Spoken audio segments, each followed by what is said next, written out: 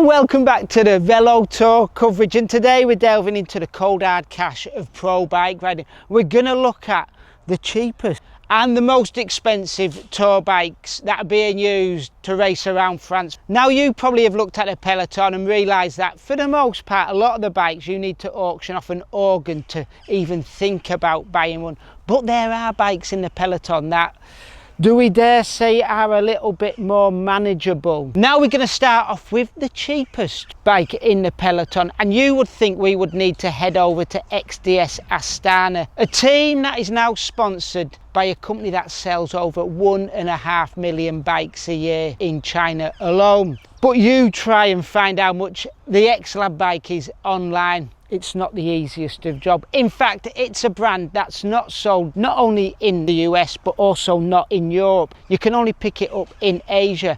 And apparently it is a place where the brand sells many of the bikes on the TikTok Asian competitors website. That's right, you can turn on your phone and bid away for one of the team bikes, or a replica at least. Now, we've run the numbers, and yes, those X-Labs are cheap, but once you start adding the upgrades that the team use, they get more expensive than the bike I have here. And that is why we have come over to Intermarché, because yes, they're riding, dare we say, a cheap bike at the Tour. It's still expensive, but it's a lot more pocket friendly than the bike we'll see later on in this video. The team are using the Cube Lightning Aero for the most part throughout the race. So let's run through exactly what we got here and exactly how much it costs. Let's delve into price first, because this thing retails in Europe for a reasonable €7,699. That gives you the exact same frame, group set and wheels as the team are using. The only thing that the guys are pretty much changing out from that stock standard bike that you can buy in the shop are the chain rings and the tyres. This year the squad swapped tyre sponsorship and are now working with Hutchinson, and actually have a new tyre that they've helped develop with the French brand. And as I say, that chain ring in a 54-44 isn't stock standard on the retail version of this bike, but pretty much everything else is. Let's start with the Newman wheels. This is a German brand, a brand that's, well, German engineering. It's got to be good stuff, hasn't it?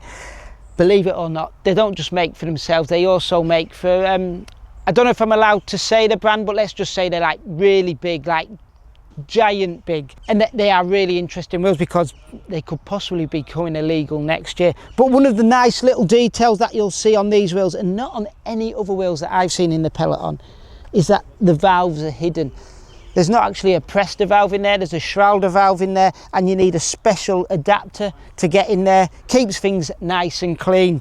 Next up, group set. Dura-Ace, exactly the same as your stock standard Cube Lightning, with the chainring that's only different. No fancy oversized pulley wheels here, no ceramic bearings in the bottom bracket, exactly as it comes from the factory. The bars are really interesting though.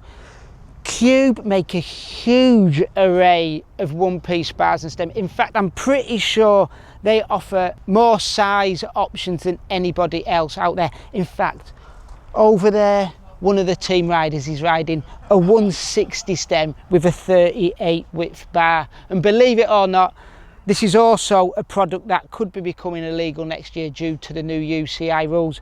Hanging off the front of the bike is one of the latest Brighton computers. We have been told that these guys work very closely with the team. In fact, they've got a WhatsApp group where they can add advice to the team over at Brighton on how to improve this thing. The other touch point, saddle comes from Pro Logo. Pedals, of course, also come from Shimano. Right, let's get the calculator, top up how much this thing really costs compared to the retail value, and head over to our next team, where you've got to have very deep pockets to buy one of their bikes. Next up, a bike that is nearly double the price of those Cubes, and one that this team use.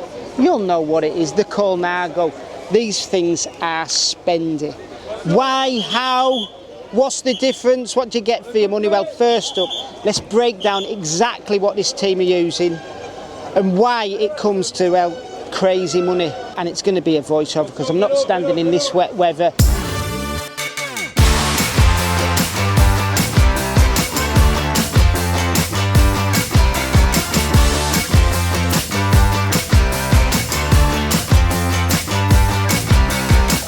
We all know this one's going to be an expensive one, and I'll let you into a little secret before we even get to the end. It is double the price that we thought it would be over the Cube. So what is it they're riding? Pog's got the Y4RS, a bike that has recently been released by Colnago earlier on in the year. It is their first true aero bike, and one that we've seen him use throughout the tour. Price wise, well, it's stupid, isn't it? And it's even more expensive if you're going to go for the world champs colours, which of course he has. But do not worry, you don't have to buy a handlebar and stem for it, because luckily that comes included, and I should hope so for that sort of money.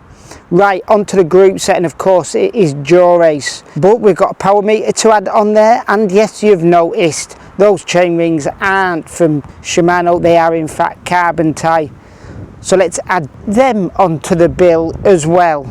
Things are already totting up, aren't they? Wheels, of course, come from the team sponsor, Envy, and in this case it's the SES 4.5 Pro. But they've swapped out the axles there for carbon tie again, looking a bit bling with a sort of an anodized rainbow on there. Now, tyres, this is an interesting one. They're meant to be riding the Continental Archetype tyres, the only team at the race using them. Might have seen them use it a couple of times, but they're also using the GP 5000 TTTRs as well. Frames and gear hanger, I'm guessing that's just to bling it up a little bit.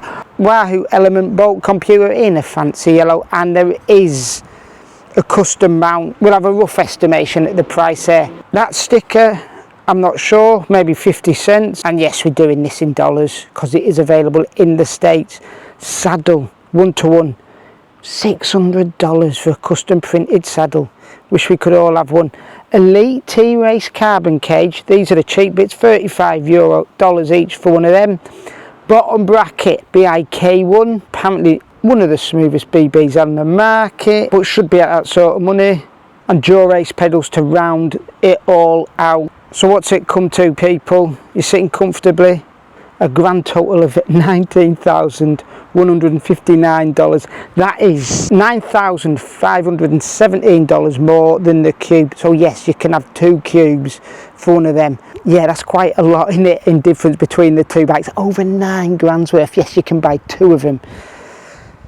Who would have thought? Well, quite a lot of people.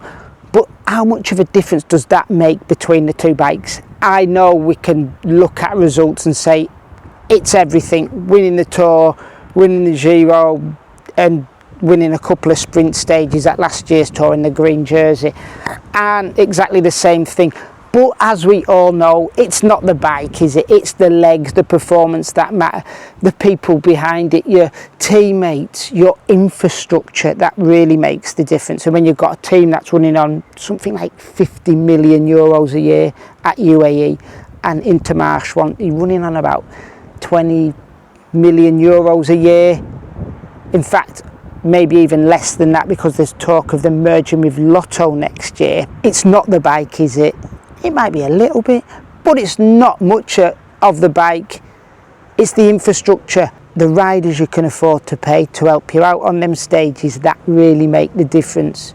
To us everyday people, I would think it doesn't matter what one of them 2 things you're going to ride, you're never going to be as good as Pog, are you? Right, let me know what you think in the comments below. Let us know what bike you'd go for. I'm going to go for the one that doesn't look like a 1990s Kestrel, if you know what I mean.